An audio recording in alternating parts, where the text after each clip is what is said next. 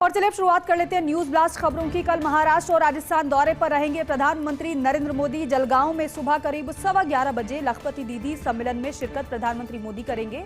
11 लाख नई लखपति दीदियों को सम्मानित किया जाएगा और साथ ही साथ प्रमाण पत्र भी प्रधानमंत्री मोदी देंगे। 2500 करोड़ रुपए का रिवॉल्विंग फंड जारी करेंगे पीएम मोदी। 5000 करोड़ रुपए के बैंक ऋण वितरण भी करेंगे पीएम मोदी। साथ ही साथ जोधपुर में शाम करीब 4:30 बजे राजस्थान हाईकोर्ट के कार्यक्रम में शिरकत प्रधानमंत्री करेंगे। इसके साथ साथ आपको बताएं कि पूरा कार्यक्रम जो है वो राजस्थान हाईकोर्ट के प्लेटिनम जुबली कार्यक्रम में प्रधानमंत्री की मौजूदगी आप देखेंगे। राजस्थान हाईकोर्ट संग्रहालय का भी उद्घाटन पीएम मोदी की तरफ से किया जाएगा। तो ये पूरा शेड्यूल प्रधानमंत्री नरेंद्र मोदी का महाराष्ट्र और राजस्थान के दौरे पर पीएम मोदी रहने वाले हैं। दरअसल पहले महाराष्ट्र जाएंगे प्रधानमंत्री मोदी। 11:15 बजे करीब जलगांव में सुबह 11:15 बजे करीब लखपति दीदी सम्मेलन में शिरकत पीएम करेंगे। दरअसल 11 लाख नई लखपति दीदियों को सम्मानित किया जाएगा। प्रमाण पत्र भी प्रधानमंत्री मोदी देंगे और 2500 करोड़ रुपए का रिवॉल्विंग फंड भी जारी किया जाएगा। 5000 करोड़ रुपए के बैंक ऋण वितरित भी पीएम मोदी करने वाले हैं। जोधपुर में शाम करीब 4:30 बजे राजस्थान हाईकोर्ट के कार्यक्रम में शिरकत पीएम मोदी करेंगे। राजस्थान हाईकोर्ट के प्लेटिनम जुबली कार्यक्रम में पीएम मोदी मौजूद रहेंगे। राजस्थान हाईकोर्ट संग्रहालय का भी उद्घाटन पीएम मोदी के द्वारा कल किया जाएगा। और कल प्रधानमंत्री नरेंद्र मोदी का जोधपुर आने का कार्यक्रम प्रस्तावित है। राजस्थान हाईकोर्ट के प्लेटिनम जुबली कार्यक्रम में पीएम मोदी शिरकत करेंगे। पीएम के दौरे को लेकर हाईकोर्ट प्रशासन की ओर से विशेष इंतजाम किए गए हैं। देश की न्यायपालिका में जोधपुर का रहा है बड़ा योगदान और आप इसी से समझ सकते हैं कि कार्यक्रम कितना विशेष रहने वाला है। प्रधानमंत्री खुद इस कार्यक्रम में मौजूद रहेंगे। इंटरनेशनल कोर्ट के न्यायाधीश दलवीर भंडारी भी हैं जोधपुर से। चीफ जस्टिस ऑफ इंडिया रह चुके हैं RM लोढ़ा भी जोधपुर से हैं। सुप्रीम कोर्ट के अलावा विभिन्न राज्यों में जोधपुर के न्यायाधिपति देते रहे हैं सेवाएं और बेहद अहम ये कार्यक्रम रहेगा। प्रधानमंत्री मोदी की मौजूदगी रहेगी और इसलिए खास तौर पर इंतजाम किए गए हैं इस कार्यक्रम को लेकर। हालांकि पहले से ही इस कार्यक्रम की तैयारी की जाती रही है क्योंकि विशेष तौर पर प्रधानमंत्री का अभिनंदन भी किया जाएगा, स्वागत भी किया जाएगा। प्रस्तुतियां भी तैयार की गई हैं प्रधानमंत्री के स्वागत के लिए। राजस्थान हाईकोर्ट के प्लेटिनम जुबली कार्यक्रम में पीएम मोदी की मौजूदगी रहेगी। दरअसल पीएम के दौरे को लेकर हाईकोर्ट प्रशासन की तरफ से विशेष इंतजाम भी किए गए हैं। देश की न्यायपालिका में जोधपुर का दरअसल बड़ा योगदान रहा है। इंटरनेशनल कोर्ट के न्यायाधीश दलवीर भंडारी भी जोधपुर से हैं। चीफ जस्टिस ऑफ इंडिया रह चुके हैं RM लोढ़ा भी, वो भी जोधपुर से हैं। सुप्रीम कोर्ट के अलावा विभिन्न राज्यों में जोधपुर के न्यायाधिपति देते रहे हैं सेवाएं। मुख्यमंत्री भजनलाल शर्मा ने की प्रेस कॉन्फ्रेंस। भाजपा प्रदेश कार्यालय में मुख्यमंत्री हुए पत्रकारों से रूबरू और इस दौरान मुख्यमंत्री भजनलाल शर्मा की तरफ से कहा गया कि राहुल गांधी फारूक अब्दुल्ला के साथ गठबंधन करने जा रहे हैं। इसको लेकर देश के लोगों के मन में कई सवाल उठ रहे हैं। नेशनल कॉन्फ्रेंस के नेताओं के पिछले दिनों के जो बयान हैं वो देश हित में नहीं है। कांग्रेस आज उस नेशनल कॉन्फ्रेंस के साथ चुनाव लड़ने जा रही है जिसने कहा था कि धारा 370 और 35A को बहाल करेंगे। 370 के चलते देश के हजारों नागरिक वीर जवान कश्मीर में बलिदान दिया जिन्होंने, इसमें राजस्थान के वीरों की भी बहुत बड़ी संख्या है। कश्मीर के लिए जिन्होंने अपने आप को समर्पित कर दिया। राजस्थान के लोगों के मन में भी ये प्रश्न स्वाभाविक है। 370 हटने से दलित, आदिवासी, OBC भाइयों को आरक्षण का लाभ मिला। कांग्रेस उनके आरक्षण को छीनना चाहती है। ये मुख्यमंत्री भजनलाल शर्मा की तरफ से कहा गया प्रेस कॉन्फ्रेंस के दौरान। हालांकि इसी तरीके से भारतीय जनता पार्टी के दिग्गजों ने प्रेस कॉन्फ्रेंस की और इस गठबंधन को लेकर अपनी बात रखी। खुद गृह मंत्री अमित शाह ने भी राहुल गांधी से 10 सवाल पूछे। मुख्यमंत्री भजनलाल शर्मा कल जाएंगे जोधपुर। मुख्यमंत्री कल सुबह जयपुर से रेल मार्ग से पहुंचेंगे जोधपुर। हाईकोर्ट के प्लेटिनम जुबली कार्यक्रम में मुख्यमंत्री शिरकत करेंगे और इसी कार्यक्रम में प्रधानमंत्री भी पहुंचेंगे। कल सुबह 10:30 बजे करीब जोधपुर रेलवे स्टेशन पहुंचेंगे सीएम भजनलाल शर्मा। 11 बजे पीएम मोदी के मन की बात कार्यक्रम में शामिल होंगे मुख्यमंत्री भजनलाल शर्मा। मेडिकल कॉलेज में आयोजित जिला संगठन के कार्यक्रम में भी मुख्यमंत्री शिरकत करेंगे और साथ ही साथ गांधी मैदान में संत ललित प्रभु सागर महाराज से भेंट भी मुख्यमंत्री करने वाले हैं। गुलाबनगर जैन मंदिर में देश भर से आए जैन संतों से भेंट मुख्यमंत्री करेंगे। जोधपुर आपको बताएं कि दोपहर 3:30 बजे से 5 बजे तक सर्किट हाउस में जन सुनवाई का भी मुख्यमंत्री भजनलाल शर्मा का कार्यक्रम है। तो मुलाकातें भी होंगी, कार्यक्रम में शामिल भी होंगे और साथ ही साथ बड़ी बात यह है कि वहां पर जन सुनवाई भी होगी। वहां की जनता की जो समस्या है उनको भी मुख्यमंत्री सुनेंगे। मुख्यमंत्री भजनलाल शर्मा जोधपुर कल जाने वाले हैं। मुख्यमंत्री के कार्यक्रम को लेकर भी तैयारियां की जा चुकी हैं। हाईकोर्ट के प्लैटिनम जुबली कार्यक्रम में मुख्यमंत्री शिरकत करेंगे। दरअसल जो पूरा स्केड्यूल मुख्यमंत्री के कार्यक्रम का आया है, सुबह 10:30 बजे जोधपुर रेलवे स्टेशन मुख्यमंत्री पहुंचेंगे। 11 बजे पीएम मोदी के मन की बात कार्यक्रम में मुख्यमंत्री शामिल होंगे। मेडिकल कॉलेज में आयोजित जिला संगठन के कार्यक्रम में भी शिरकत मुख्यमंत्री करेंगे। साथ ही साथ गांधी मैदान में संत ललित प्रभुसागर महाराज से भेंट करेंगे। इसके अलावा गुलाबनगर जैन मंदिर में देश भर से आए जैन संतों से भेंट का भी मुख्यमंत्री का कार्यक्रम है। दोपहर 3:30 बजे से 5 बजे तक सर्किट हाउस में जन सुनवाई होगी। गुजरात के मुख्यमंत्री भूपेंद्र पटेल का बड़ा फैसला, 800 मेगावाट के 3 बिजली घरों को मंजूरी दी गई है मुख्यमंत्री की तरफ से। गांधीनगर सिक्का उकाई थर्मल पावर स्टेशन को मंजूरी दी गई है। तीनों बिजली घरों में 2400 मेगावाट बिजली का उत्पादन होगा। गुजरात की कुल स्थापित क्षमता जो है दरअसल 55,768 मेगावाट हो जाएगी।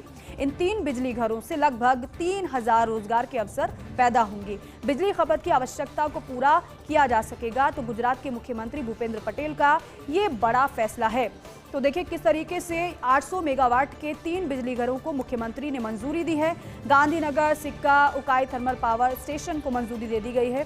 तीनों बिजली घरों में 2400 मेगावाट बिजली का उत्पादन होगा। गुजरात की कुल स्थापित जो क्षमता है वो 55,768 मेगावाट हो जाएगी। इन 3 बिजली घरों से लगभग 3000 रोजगार के अवसर पैदा होंगे। बिजली खपत की आवश्यकता को पूरा किया जा सकेगा इससे।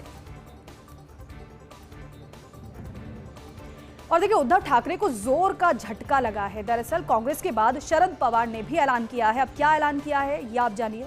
उन्होंने कहा है कि हमारी पार्टी से कोई सीएम फेस नहीं है। महाराष्ट्र में सत्ता परिवर्तन करना हमारी पहली प्राथमिकता है। अगला सीएम कौन होगा इस पर सवाल करने का कोई मतलब अभी तो नहीं है। दूसरी ओर कांग्रेस भी सीएम फेस घोषित करने को लेकर मना कर चुकी है। पहले ही कांग्रेस की तरफ से सीएम फेस को लेकर बयान दिया जा चुका है, लेकिन अब शरद पवार ने भी ये बात कह दी है। अब ऐसे में कांग्रेस और शरद पवार की एनसीपी एकमत होने से उद्धव को झटका लगा है। मुख्यमंत्री का चेहरा बनने के लिए लगातार कोशिश कर रहे उद्धव ठाकरे, जबकि कांग्रेस और एनसीपी का फॉर्मूला है जिसकी ज्यादा सीटें हों उसका मुख्यमंत्री बने। लेकिन उद्धव को यह फॉर्मूला पसंद नहीं आया और आपको याद होगा सीएम फेस के लिए, सीएम बनने के लिए उद्धव ठाकरे ने भारतीय जनता पार्टी का साथ छोड़ा था। हालांकि मुख्यमंत्री वो महाराष्ट्र के बने जरूर, लेकिन बाद में जिस तरीके से स्थितियां बनी वो हम सभी को पता है। लेकिन यहां पर एनसीपी की तरफ से, शरद पवार की तरफ से जो ऐलान किया गया है वो कहीं ना कहीं उद्धव ठाकरे की परेशानी को बढ़ा सकता है और इसलिए हम इसे कह रहे हैं कि बड़ा झटका उद्धव ठाकरे को लगा है। शरद पवार ने कहा है कि हमारी पार्टी से कोई सीएम फेस नहीं है। महाराष्ट्र में सत्ता परिवर्तन करना हमारी पहली प्राथमिकता है। अगला सीएम कौन होगा इस पर सवाल करने का कोई मतलब ही नहीं है। दूसरी तरफ कांग्रेस भी सीएम फेस घोषित करने को लेकर पहले ही मना कर चुकी है। अब ऐसे में कांग्रेस और शरद पवार की एनसीपी एकमत होने से उद्धव ठाकरे को ये झटका लगा है मुख्यमंत्री का चेहरा बनने के लिए, क्योंकि उद्धव ठाकरे लगातार कोशिश कर रहे हैं, जबकि कांग्रेस और एनसीपी का फॉर्मूला ये है कि जिसकी ज्यादा सीटें होंगी उसी का मुख्यमंत्री होगा। लेकिन उद्धव को ये जो फॉर्मूला है जो कांग्रेस और एनसीपी का है वो पसंद नहीं है। इंडियन एक्सप्रेस में राम माधव का the Gupkar strangle hold, Jammu एवं कश्मीर में अब तक एक नई शुरुआत की जरूरत। उन्होंने कहा 2019 में जम्मू एवं कश्मीर के विभाजन के बाद बना नया प्रदेश। धारा 370 हटी, जम्मू एवं कश्मीर नया केंद्र शासित प्रदेश बना। परिसीमन के बाद विधानसभा की सीटें 83 से बढ़कर हुई 90। कश्मीर की राजनीति पर कुछ परिवारों का खानदानी दबदबा, ये उनके इंटरव्यू में बातें उनकी तरफ से कही गई हैं। विधानसभा चुनाव में खत्म हो सकती है परिवारवादी राजनीति। जम्मू क्षेत्र में भाजपा मजबूत है, कई मुस्लिम नेता भाजपा में शामिल हुए हैं। चुनाव के बाद बदल जाएगी जम्मू एवं कश्मीर की तस्वीर, ये राम माधव की तरफ से इंटरव्यू के दौरान ये बातें कही गई हैं। उन्होंने कहा कि जिस तरीके से यहाँ पर द गुपकार स्ट्रेंगल होल्ड नजर आया है, जम्मू एवं कश्मीर में अब एक नई शुरुआत की जरूरत है और इस पर सरकार की तरफ से काम किया गया है। 2019 में जम्मू एवं कश्मीर के विभाजन के बाद नया प्रदेश बना। धारा 370 हटी, जम्मू एवं कश्मीर नया केंद्र शासित प्रदेश बना। परिसीमन के बाद विधानसभा की जो सीटें हैं वो बढ़ गई थी, क्योंकि पहले 83 थी, अब वो 90 हुई हैं। कश्मीर की राजनीति पर कुछ परिवारों का खानदानी दबदबा है। विधानसभा चुनाव में खत्म हो सकती है परिवारवादी राजनीति। जम्मू क्षेत्र में भाजपा मजबूत है, कई मुस्लिम नेता भाजपा में शामिल हैं, उनकी तरफ से कहा गया है, क्योंकि बार बार यही कहा जा रहा है कि यहाँ पर नेशनल कॉन्फ्रेंस और कांग्रेस को बहुत ज़्यादा संभावना नजर आ रही है, क्योंकि पीडीपी और नेशनल कॉन्फ्रेंस और कांग्रेस भारतीय जनता पार्टी की परेशानी बढ़ा रहे हैं। ऐसे में राम माधव की तरफ से जो बातें कही गई हैं वो ये कह रहे हैं कि कई मुस्लिम नेता हमारी पार्टी में शामिल हुए हैं, भाजपा मजबूत है, वहां पर जम्मू में मजबूत है भारतीय जनता पार्टी, लेकिन चुनाव के बाद बदल जाएगी जम्मू एवं कश्मीर की तस्वीर, ये राम माधव ने कहा है। दिल्ली के मुख्य सचिव को मिलेगा विस्तार या होगी कोई नई नियुक्ति, ये सवाल बना हुआ है। सीएस नरेश कुमार का विस्तारित कार्यकाल पूरा होने से एक सप्ताह पहले अटकलें लगाई जा रही हैं। अब अटकलें क्या हैं? दरअसल 31 अगस्त को पूरा हो रहा है दिल्ली के मौजूदा मुख्य सचिव का कार्यकाल। अंदरूनी सूत्रों के एक वर्ग के अनुसार नरेश कुमार को मिल सकता है एक्सटेंशन। फरवरी 2025 में संभावित दिल्ली विधानसभा चुनाव के मद्देनजर एक्सटेंशन की संभावना नरेश कुमार को नजर आ रही है। मुख्य सचिव नरेश कुमार को 6 महीने का विस्तार मिल सकता है, और अगर नरेश कुमार को नहीं मिलता है कार्यकाल विस्तार, तो यूटी के कुछ मुख्य सचिव कर रहे हैं दिल्ली में अपनी बारी का इंतजार। इनमें गोवा सीएस पुनीत कुमार गोयल, वरिष्ठ आईएएस धर्मेंद्र का नाम भी शामिल है। लेकिन अब नजर इस बात पर कि क्या नरेश कुमार को और एक्सटेंशन मिलेगा कार्यकाल का या फिर नहीं, या फिर कोई नई नियुक्ति होगी। अगर कोई नई नियुक्ति होगी तो जो नाम आगे चल रहे हैं क्या उन्हीं में से कोई नाम होगा या फिर कोई दूसरा नाम सामने आएगा। भारतीय वाहनों में सुरक्षा बढ़ाने के लिए केंद्र सरकार का नया प्रस्ताव। केंद्रीय मोटर वाहन 10वां संशोधन नियम 2024 लागू। वाहनों में सीट बेल्ट के नियम और सख्त करने की तैयारी है। पिछली सीटों के लिए सीट बेल्ट रिमाइंडर अनिवार्य करने का प्रस्ताव है। 1 अप्रैल 2025 के बाद बनी कारों में लागू किया जाएगा ये प्रस्ताव। IS 16694 2018 मानक का पालन करने के लिए ये जरूरी है। सभी वाहनों में अनिवार्य होंगे सीट बेल्ट और रेस्टोरेंट सिस्टम। तो ये बेहद अहम नया प्रस्ताव, जिसको लागू करने की तैयारी केंद्र की तरफ से की जा रही है। दरअसल भारतीय वाहनों में सुरक्षा बढ़ाने के लिए केंद्र सरकार का ये नया प्रस्ताव है। केंद्रीय मोटर वाहन 10वां संशोधन नियम 2024 लागू। वाहनों में सीट बेल्ट के नियम और सख्त करने की तैयारी है, और भी ज्यादा नियम जो होंगे वो और सख्त होंगे। पिछली सीटों के लिए भी सीट बेल्ट रिमाइंडर अनिवार्य करने का प्रस्ताव है इसमें। 1 अप्रैल 2025 के बाद बनी कारों में ये प्रस्ताव लागू किया जाएगा। भारत BH नंबर सीरीज का बढ़ता क्रेज नजर आ रहा है। प्रदेश में 3 साल में 36,000 से अधिक वाहनों पर लगे BH सीरीज नंबर। इसमें अकेले जयपुर की अगर बात करें तो अकेले जयपुर में 13,000 से ज्यादा का रजिस्ट्रेशन हुआ है। सड़क परिवहन एवं राजमार्ग मंत्रालय ने सितंबर 2021 में लॉन्च किया था BH सीरीज नंबर, जिसका क्रेज लगातार बढ़ रहा है। वाहन मालिकों के लिए वाहन स्थानांतरण प्रक्रिया को आसान बनाना इसका उद्देश्य था।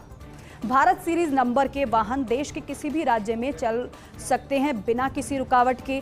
BH सीरीज नंबर लेने के बाद दूसरे राज्यों में दोबारा रजिस्ट्रेशन की कोई ज़रूरत नहीं होगी, और यही वजह है कि लोगों में BH सीरीज नंबर का जो क्रेज़ है वो लगातार बढ़ता जा रहा है। न केवल एक प्रदेश में बल्कि देश के किसी भी कोने में अगर कोई जाता है BH नंबर सीरीज का अगर वाहन लेकर, तो उसे किसी भी परेशानी का सामना नहीं करना पड़ेगा। प्रदेश में 3 साल में 36,000 से ज़्यादा वाहनों पर लगे हैं BH सीरीज के नंबर, और इसी से आप समझ सकते हैं कि कितनी ज़्यादा ये बढ़ोतरी लोगों में हुई है इसके प्रति। इसमें अकेले जयपुर की बात करते हैं तो 13,000 से ज़्यादा का रजिस्ट्रेशन हुआ है जयपुर में। सड़क परिवहन एवं राजमार्ग मंत्रालय ने सितंबर 2021 में लॉन्च किया था ये BH सीरीज का नंबर। वाहन मालिकों के लिए वाहन स्थानांतरण प्रक्रिया को आसान बनाना BH सीरीज के नंबर का उद्देश्य था। भारत सीरीज नंबर के वाहन देश के किसी भी राज्य में बिना किसी रुकावट के चल सकते हैं। BH सीरीज नंबर लेने के बाद दूसरे राज्य में दोबारा रजिस्ट्रेशन की कोई भी जरूरत नहीं पड़ेगी।